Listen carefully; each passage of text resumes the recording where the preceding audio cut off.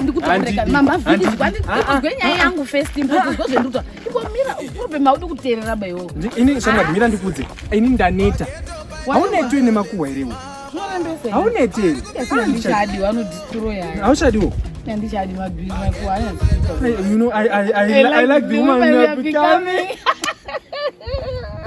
kuwatombonake rinoshaishe zviro aisachiri chiro chakanaka ba mukadzi uya tichingovharisa ya last chapter haana chiroba uyu uzotowabata nechikomberi hapana kani hachasapotwi ba kana ana yari kuzaza ari kuda kuendeswa kwamugabe kudna hazvina chiroba sodaro ve handi anawo nini vamujubhike diko memujubhike vakabata nechikomba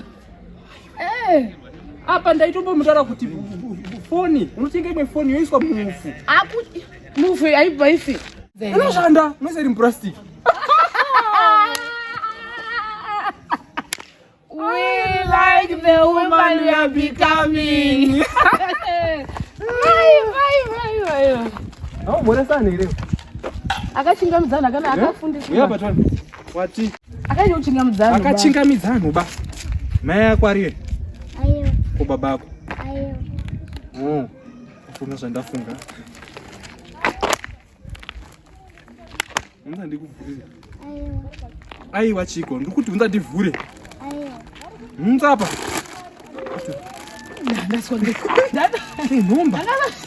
Nyarara. Apa ndani uzangandwa. Saitonga mutata pasi webenzi. Kuti uzangandwa, ndani kuzangandwa. Kune zuwa. Mbuto ndipo haya. Nya baba. Takuvhurira No.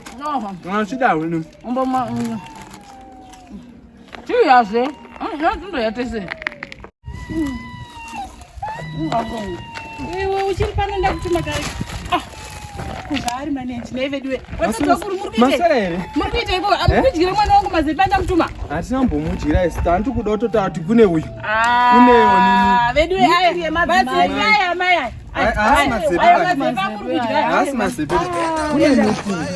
Meeting yeko ndakutuma na masarese vediwe. Atekesano bamwana. Mfadaro. I get to by the violence, mama.